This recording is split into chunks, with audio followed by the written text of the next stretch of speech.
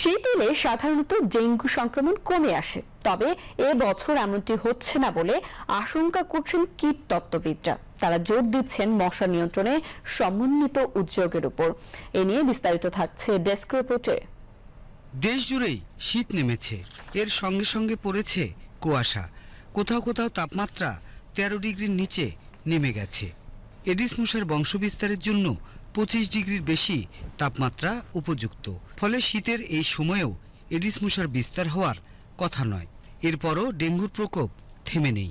স্বাস্থ্য অধিদপ্তর বলছে, গত এক সপ্তাহে 4000-এর বেশি মানুষ ডেঙ্গু আক্রান্ত হয়ে হাসপাতালে ভর্তি হয়েছেন। রাজধানীর বাইরে এবার ডেঙ্গুর সবচেয়ে বেশি প্রকোপ বরগুনায়।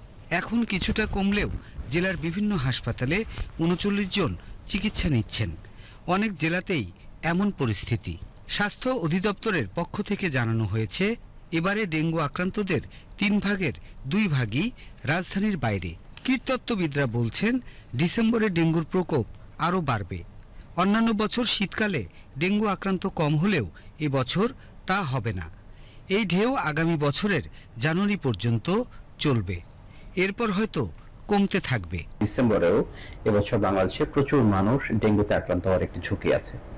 তাই এই মুহূর্তে হটস্পট ম্যানেজমেন্ট থেকে শুরু করে ব্লিডিং সোর্স ম্যানেজমেন্ট এবং কমিউনিটি সোর্স রিডাকশন প্রোগ্রামটি জোরেশোরে শুরু করা উচিত, বা কার্যক্রমটি সব জায়গাতে করা উচিত। শুধুমাত্র ঢাকায় নয়, বাংলাদেশের প্রায় প্রতিটি জেলা শহর, উপজেলা শহরেই এখন এডিস মশার ঘনত্ব আছে, যারা ডেঙ্গু ছড়ানোর জন্য অত্যন্ত উপযোগী মাত্রায় আছে। সংশ্লিষ্টরা বলছেন, বিদ্যমান পরিস্থিতিতে মশা নিয়ন্ত্রণ গুরুত্বপূর্ণ।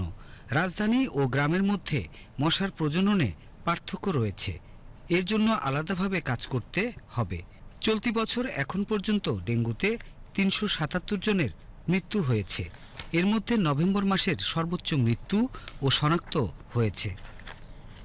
Shariful Islam, BTV news, Dhaka.